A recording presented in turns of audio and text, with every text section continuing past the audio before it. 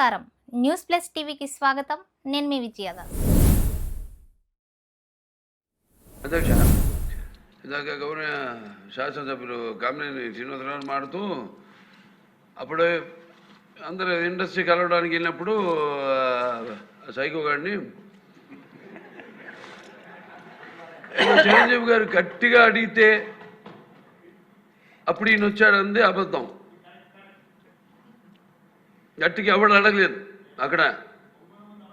అది మీరు అన్నారు ఇందాక, ఏదో గట్టిగా అడిగితే ఈయన వచ్చాడు మళ్ళీ కలవడానికి, లేకపోతే ఏదో సినిమాటోగ్రఫీ మినిస్టర్ని కలవమన్నారు అని. ఏంటంటే అడినా అండి అవి మిగతాన్ని ఓకే, అవమానించడం ఆయన ఓకే. ఏదో ఆయన పెద్ద గట్టిగా చెప్తే ఆయన దిగి వచ్చాడంట కలవడానికి, లేకపోతే సినిమాటోగ్రఫీ మినిస్టర్ని కలవమన్నాడంట. మనం కూడా నాకు ఇన్విటేషన్ వచ్చింది ఇక్కడ ఫిల్మ్ డెవలప్మెంట్ ఒక లిస్ట్ తయారు చేయమని. నాది 9వ పేరు వేశారు. అది ఎవరో ఈయన నేను అడిగాను కూడా, దుర్గేష్ గారిని కూడా అడిగాను, గౌరవ సినిమాటోగ్రఫీ మంత్రి కూడా అడిగాను నేను, ఎవడో అడిగేసిందని. The respect a human being, even be opposition or us. 9వ పేరు వేశారు.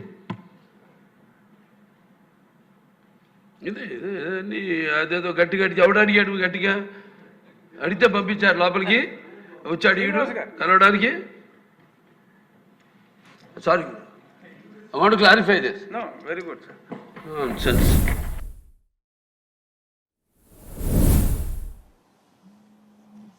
కామినేని శ్రీనివాస్ చిరంజీవిని పొగుడుతున్నాడు.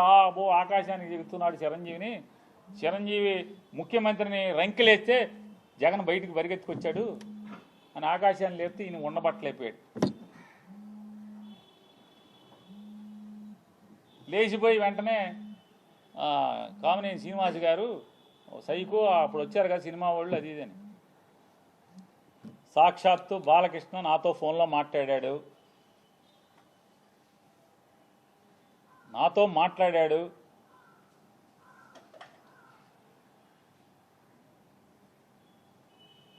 మాట్లాడాడే చెప్తున్నా. నాకు జన్మ ఇచ్చిన నా తల్లిదండ్రుల మీద ప్రమాణం చేస్తున్నా, నువ్వు చేయి నాతో మాట్లాడలేదని చెప్పాను. మీ అమ్మా నాన్న మీద మాటకి చెప్తారు కదా. అరే ఎన్టీ రామారావు గారు, బసవతారకం గారు ఎంత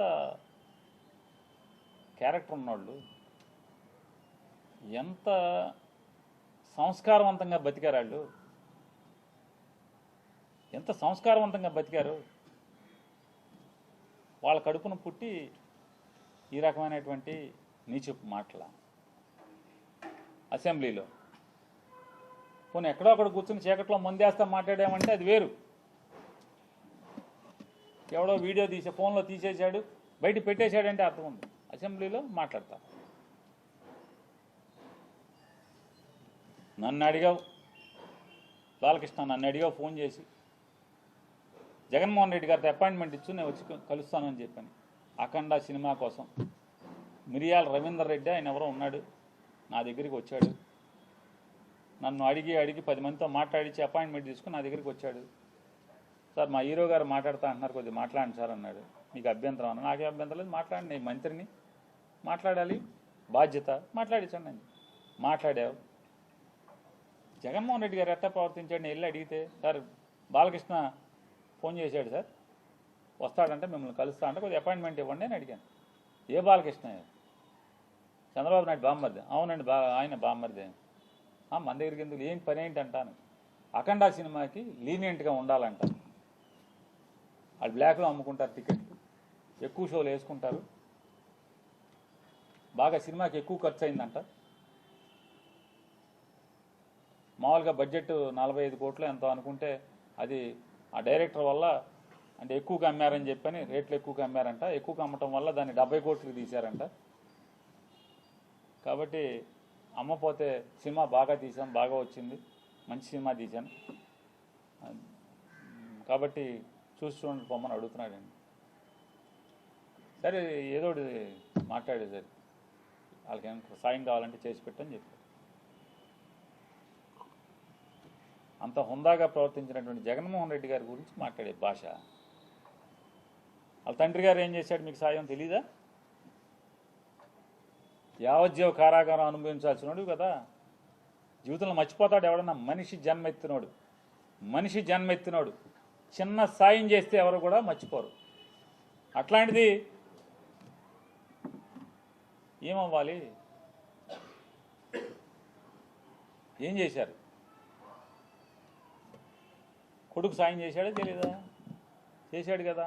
అడగంగానే మీరు మేము జగన్ దగ్గరికి రామని చెప్పు, తప్పే ఉంది. రాజకీయంగా వాడుకో, మేము ఎప్పుడు జగన్ కలవలేదని చెప్పు, తప్పే ఉంది. నిజమే కదా, జగన్మోహన్ రెడ్డి గారిని ఎప్పుడు కలవలేదు, ఓకే. అంతేగాని నేను రానన్నాను, ఎవడు రానన్నది? ఎవడు? హాస్పిటల్ బిల్లు కోసం డాక్టర్ హరికృష్ణ, ఎవరైతే ఆరోగ్యశ్రీ చూసేవాడు హరికృష్ణతో మాట్లాడలేదు? మా బావ ఉండగానే బిల్లులు ఆగిపోయినాయి, మాకు బిల్లులు ఇప్పించండి అని అడగలేదా? బిల్లులు ఇవ్వలేదా జగన్ గారు? ఏం సైకో మీ బసవతారకం హాస్పిటల్ని ఎప్పుడన్నా ఇబ్బంది పెట్టాడా? మీరు అమరావతిలో జగన్మోహన్ రెడ్డి గారికి ముందు, అంటే మీ బావ గవర్నమెంట్లో బసవతారకం హాస్పిటల్, క్యాన్సర్ హాస్పిటల్కి మీరు స్థలం తీసుకుని జగన్ వచ్చాడని చెప్పి కట్టకుండా మీరు హాస్పిటల్ ఆపేసి ఇప్పుడు కొత్తగా శంకుస్థాపన చేస్తారు మీరు. అంటే ఎవడు సైకో? నువ్వా సైకో? జగన్మోహన్ రెడ్డి గారు సైకో బుద్ధులు, సైకో ఆలోచనలు ఎవరై? తప్పు కదా, ఇట్లా మాట్లాడచ్చా అని అడుగుతున్నాను.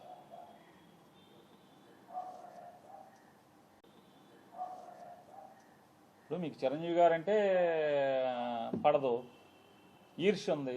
పవన్ కళ్యాణ్ అంటే ఈర్ష్య ద్వేషాలు ఉన్నాయి. పట్టుకో, అలా కూములు చచ్చిపోతున్నారు ఇంకో లోపల. అది మీ బావకే చెప్పుకోవాలి. బావా మనం సపరేట్గా తోసేద్దాం బావ, వీళ్ళని అనవసరం బావా, మనం 164 అలా 21 ఎంతో కదా, మన పనిలో మనం ఉందాం బావానా అని మీ బావకు చెప్పుకోవాలి. ఊరోళ్ళ మీద జగన్ మీద పడి ఆడవటం ఎందుకు?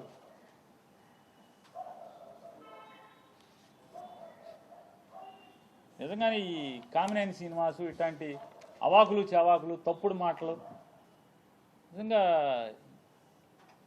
చిరంజీవి గారికి విలువిచ్చి, మర్యాద ఇచ్చి, సొంత అన్నలాగా ఆయన్ని ఆత్మ అభిమానంతో చూసుకుంటే, చివరికి పవన్ కళ్యాణ్ ఇట్లాంటి చాలామంది ఇట్లాంటి తప్పుడు మాటలు మాట్లాడి ఎన్ని నిందలు మోసాం ఈరోజు దాకా కూడా. దాదాపుగా ఒక 3-4 సంవత్సరాలుగా ఎన్ని నిందలు మోస్తూ వస్తున్నాం. నిజంగా చిరంజీవి గారు ఇవాళ రాసినటువంటి ఉత్తరమే పవన్ కళ్యాణ్ వాగినప్పుడే రాసి ఉంటే కనుక అతను నోరు మూతపడేది, జగన్ గారి మీద కూడా ఇంత విషం చిమ్మేటువంటి పరిస్థితులు ఉండేవి కాదు. సరే, మంచికో చెడుకో చిరంజీవి గారిని కూడా స్వాగతిస్తున్నాను. ఇట్లాంటి దుర్మార్గులు కామినేని శ్రీనివాసు, బాలకృష్ణ లాంటి తప్పుడు మాట్లాడేవాళ్ళు, దుర్మార్గులు, కిరాతకులు, నోళ్లు మూయించేటువంటి మంచి పని ఇవాళకైనా చేశారు చిరంజీవి గారు. ఆయన తక్షణం స్పందించినందుకు మనస్ఫూర్తిగా ఆయన స్వాగతిస్తున్నాం. ఆయన మాటల్ని ఆయన రిలీజ్ చేసినటువంటి ఆ ఉత్తరాన్ని, జరిగిన సంఘటనలు చెప్పి. నిన్న శాసనసభలో ఒక ఆసక్తికరమైనటువంటి చర్చ జరిగింది. ఆ చర్చని అడ్డం పెట్టుకొని జగన్మోహన్ రెడ్డి గారిని దూషించాలనేటువంటి కార్యక్రమం, జగన్మోహన్ రెడ్డి గారిని సైకో అని, శాడిస్ట్ అని ఇలా మాట్లాడేటటువంటి తీరు శాసనసభలో మనం గమనించాం. ముఖ్యంగా కామినేని శ్రీనివాస్ గారు, ఆయన కూటమి సభ్యుడు, భారతీయ జనతా పార్టీ శాసనసభ్యుడు, ఇంతకుముందు ఆరోగ్య శాఖ మంత్రిగా కూడా చేశారు. ఆయన జగన్మోహన్ రెడ్డి గారిని దూషించేటటువంటి కార్యక్రమంలో చిరంజీవి గారిని అప్పు తెచ్చుకున్నాడు. చిరంజీవి గారు జగన్మోహన్ రెడ్డి గారు ముఖ్యమంత్రిగా ఉన్నప్పుడు కలిసినప్పుడు జరిగినటువంటి సంఘటనని వక్రీకరించేటటువంటి ప్రయత్నం చేశారు. సినిమా నటుల్ని కించపరిచారని, చిరంజీవి గారిని అయితే తీవ్రంగా అవమానించారనేటువంటి మాటలు కూడా మాట్లాడారు. దానితో పాటు చిరంజీవి గారు మిగతా సినీ నటులు వచ్చినప్పుడు నేను కలవనని, సినిమాటోగ్రఫీ మినిస్టర్తో కలిసి మీరు పని చూసుకుని వెళ్ళమని చెప్పినట్టు, ఆ తర్వాత చిరంజీవి గారు గట్టిగా ఎందుకు కలవరు మీరు, నన్ను రమ్మంది మీరే కదా అని గట్టిగా మాట్లాడినట్టు, అంటే ఒక విధంగా చిన్న ఫైట్ చేసినట్టు, అప్పుడు జగన్మోహన్ రెడ్డి గారు తిరిగి వచ్చినట్టు మాట్లాడినట్టు చెప్పేటటువంటి ప్రయత్నం చేశారు. ఏమి మాట్లాడాడో శ్రీనివాస్ గారు ఒక్కసారి వినండి. సీఎం గారు మిమ్మల్ని కలవట్లేదు,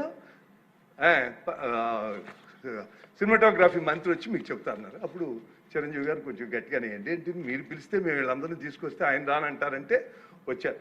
వస్తే ఆయన మంచిగా పెద్దగా ఆయన ఒక రిక్వెస్ట్ చేస్తే, ఒక నిమిషం మీరు తండ్రి లాంటి వాళ్ళు సినిమా ఇండస్ట్రీని జాగ్రత్తగా చూసుకోవాలి, అది బయటికి రిలీజ్ చేసి ఎంత అవమానం చేశారండి.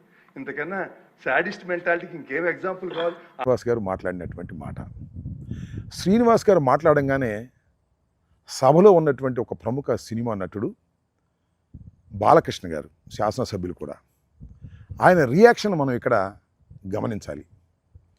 చిరంజీవి గారు గట్టిగా అడిగారు అనేదాన్ని ఆయన తీవ్రంగా ఖండించారు. ఆయన ఉద్దేశం చిరంజీవి గారు గట్టిగా అడగలేదని, గట్టిగా అడగటం వల్ల జగన్మోహన్ రెడ్డి గారు దిగొచ్చాడనే మాటని ఆయన సహించలేకపోయాడు. చిరంజీవి గారు గట్టిగా అడిగేటటువంటి స్వభావం లేదు, ఆయన పోరాటం చేసే మనిషి కాదు అనేటువంటి పద్ధతుల్లో ఒక విధంగా కించపరిచే విధంగా మన బాలకృష్ణ గారు మాట్లాడారు. ఒకసారి బాలకృష్ణ గారు ఎలా రియాక్ట్ అయ్యారో చూడండి. అప్పుడు అందరూ ఇండస్ట్రీ కలవడానికి వెళ్ళినప్పుడు సైకో గారిని చిరంజీవి గారు గట్టిగా అడిగితే అప్పుడు ఈయన వచ్చాడు అంది అబద్ధం. గట్టిగా ఎవడు అడగలేదు అక్కడ, అది మీరు అన్నారు ఇందాక, ఏదో గట్టిగా అడిగితే ఈయన వచ్చాడు మళ్ళీ కలవడానికి, లేకపోతే ఏదో సినిమాటోగ్రఫీ మినిస్టర్ని కలవమన్నారు అని. ఏంటంటే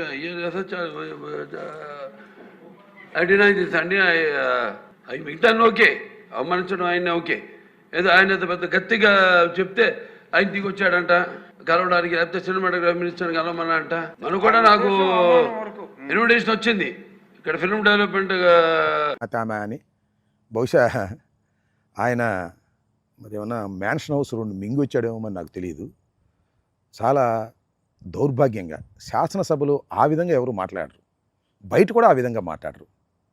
అసలే కోతి కళ్ళు దాగిందన్నట్టుగా అసలే పెద్ద సైకో, దానితో పాటు 2 మ్యాన్షన్ హౌస్ ఆఫులు తాగి వచ్చినట్టున్నాడు, ఇష్టం వచ్చినట్టుగా మాట్లాడేటువంటి ప్రయత్నం చేశారు. జగన్మోహన్ రెడ్డి గారు వాడు వీడు అంటమే కాకుండా సైకో అన్నాడు. సైకో అన్నప్పుడు సభలో ఎలా నవ్వారో చూశారు కదా, కేరింతలు. ఇవలో విలువలు లేవు, సభలో గౌరవాలు లేవు, ఇష్టం వచ్చినట్టుగా మాట్లాడేటువంటి ప్రయత్నం చేస్తున్నారు. ముఖ్యంగా బాలకృష్ణ గారు ఆ విధంగా మాట్లాడటం చూస్తే ఒక విధంగా జాలి కూడా ఇస్తుంది. ఎందుకంటే బాలకృష్ణ గారు పెద్ద తెలివిగలవాడు కాదు, అమాయకుడు కూడా, సైకో, పేషెంటు. ఈ పేషెంటు సైకో కాకపోతే ఇవాళ చంద్రబాబు నాయుడు స్థానంలో ఆయన ఉండేవాడు.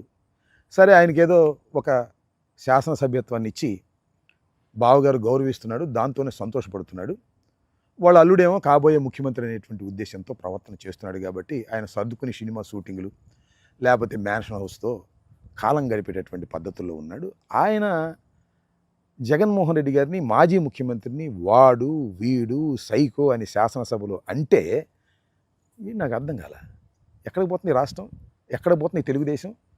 అడుగుతా ఉన్న సమాధానం చెప్పాలని కూడా ఈ సందర్భంగా చెప్పదలుచుకున్నాను. ఆ తర్వాత చిరంజీవి గారి రియాక్షన్ నేను ఇప్పుడే చూశా. ఆయన ఎక్కడో విదేశాల్లో షూటింగ్లో ఉన్నట్టున్నారు. ఆయన దానికి తీవ్రమైన ఖండన ఇచ్చారు. నేనే వీళ్ళందరినీ తీసుకెళ్ళానని, చాలా గౌరవంగానే ఆయన చూశాడనేటువంటి అర్థం వచ్చే విధంగా ఆయన మాట్లాడారు. అంటే ఇక్కడ జరుగుతున్నది ఏంటంటే, బాలకృష్ణ కొణిదెల కుటుంబాన్ని అంగీకరించే మనస్తత్వం కాదు.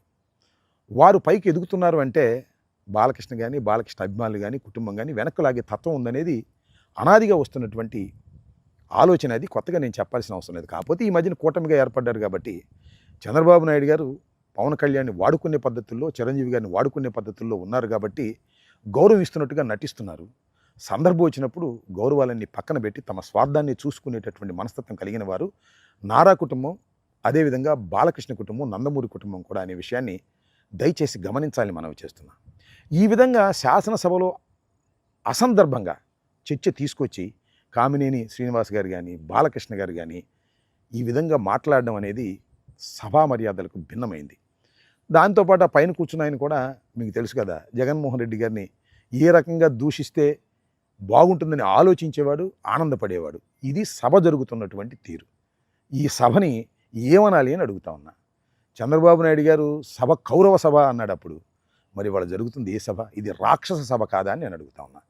కాబట్టి ఇప్పటికైనా బాలకృష్ణ గారు కానీ లేకపోతే కామినేని శ్రీనివాస్ గారు కానీ వాస్తవాలు గమనించాలి. వాస్తవాలు గమనించి మర్యాదగా మాట్లాడే పద్ధతి నేర్చుకోవటం మంచిది. జగన్మోహన్ రెడ్డి గారు ఆషామాషి వ్యక్తి కాదు. ఈ రాష్ట్రానికి 5 సంవత్సరాలు ముఖ్యమంత్రిగా చేసినటువంటి వ్యక్తి. ఆయన్ని ఈ విధంగా మీరు దూషించడం వల్ల మీకు నష్టమే జరుగుతుంది తప్ప లాభం జరగదనే విషయాన్ని దయచేసి గమనించాలని ఈ సందర్భంగా నేను చెబుతున్నాను. రాష్ట్ర ప్రజానీకం అసలైన సైకో బాలకృష్ణ అనే విషయాన్ని మీ అందరికీ తెలుసు, గుర్తించాల్సిన అవసరం లేదని కూడా ఈ సందర్భంగా చెప్తున్నాను. ఆయన సైకోతత్వానికి లేదా అమాయకత్వానికి బాధపడాలో సంతోషపడాలో ఎవ్వరికీ అర్థం కావడం లేదు. మీరైనా అర్థం చేసుకోవాలని ఈ సందర్భంగా కోరుతున్నాను. ధన్యవాదాలు.